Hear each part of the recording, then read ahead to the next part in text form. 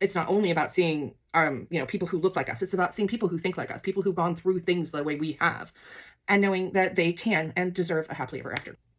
Hi, I'm Lexi Blake, and this is Ask the Author Anything. Today's question is, when you mentioned in the past that you have a neurodivergent daughter, I could not help but wonder if you were neurodivergent yourself. If so, what kind? Asking as you provide such insight on how they think and process the world, like Kala with her being on the spectrum and Boomer with his dyslexia and Ian with his depression. So I've never been tested. I would tell you that I'm not. I would tell you I've got a very neurotypical mind, but then comes the case of me with these little things. So I have rituals, and I think it's funny that, especially like for Gen X, I think a lot of us look at these things that we do to cope as just kind of fun little quirky things and not proof of the differences in the way our minds work and how we decide to work around it to make us feel safer and make us feel more productive, blah, blah, blah. So I sit here at my computer, and when I write, I do it in these little bursts.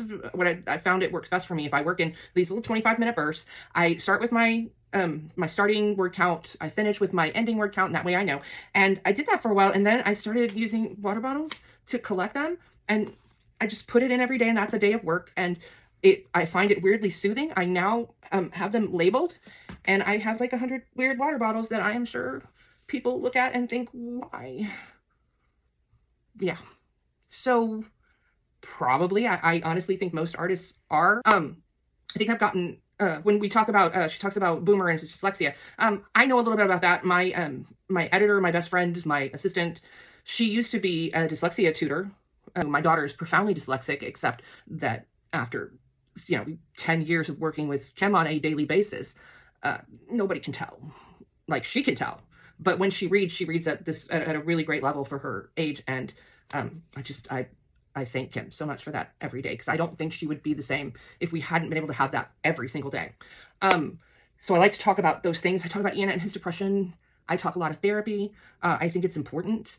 If there's one thing I could go back and change, I was unwilling to, I guess, put a name to this.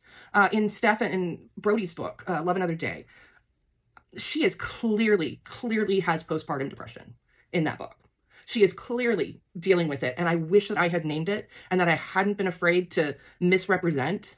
So, I mean, if I could go back and fix one of them so that it was clearly represented that this is what is going on, it would be that. And going forward, I'll probably write a lot more. I write a lot about addiction. I like to write addicts because they've been through it. And I think seeing these people, representation is really important in books. And it's not only about seeing, people who look like us. It's about seeing people who think like us, people who've gone through things the way we have, and knowing that they can and deserve a happily ever